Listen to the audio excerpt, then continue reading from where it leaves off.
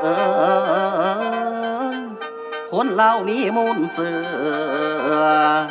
สามัคคีตุ่มตอมละหักหอมกันญาติพี่น้องมีภัยหายให้สวยกันคนลาวเฮาโอ้โอ้ยโอ้ยนอโอ้ยนาโอ้ยนาโอ้โอ้ยละนอ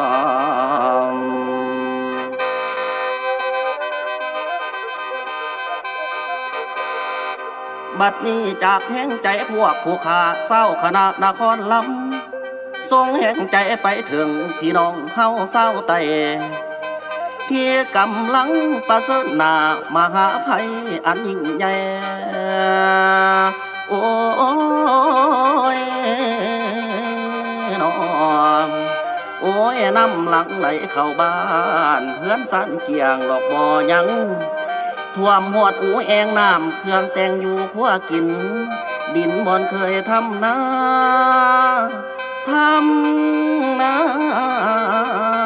หัวส่วนมาแต่งข้างละหัวกล้วยตายจนเกียงหมูหมาแมวพร้อมเป็ดไก่วัตถุของเครื่องใส่หายสิ้นผู้สู่แนว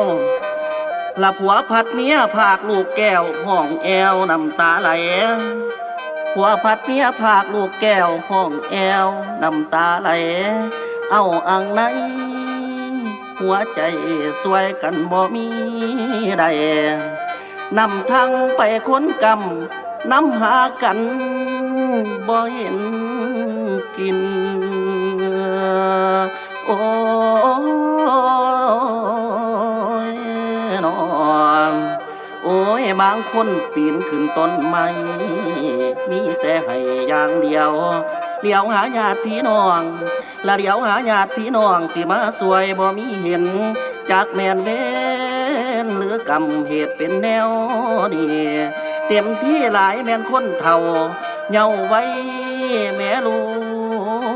กอ่อน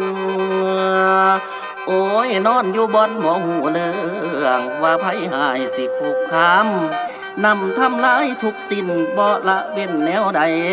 ท่วมวัดว่าคู่บาเกือบบ่เหลือนอรอไว้พาเทียนเน้นจัวให้เหลือใจเด้นำไหลทางเด้หนอบ่เหลือหยังดีกุฏิลมเครื่องหายหลายชีวิตตายย้อนนำมาจำจองเอานี้หลายชีวิตตายย้อนนำมาจำจองเอานี้ดับชีวิตมรณะย้อนนำพังทลายมาง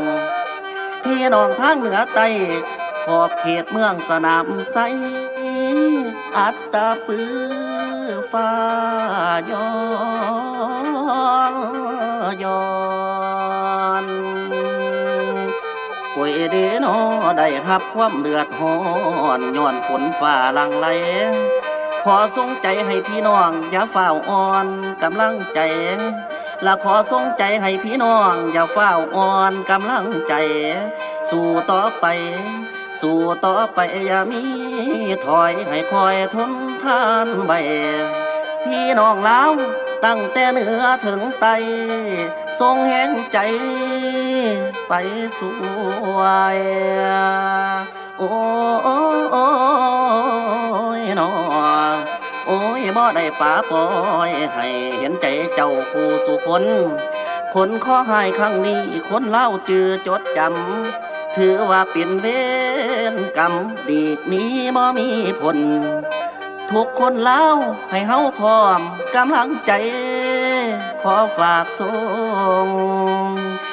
ลงไปให้น้อพี่น้องอย่ามองเศร้าแต่อย่างใดใจคนลาวโอ้ยโอ้ยนอโอ้ยนา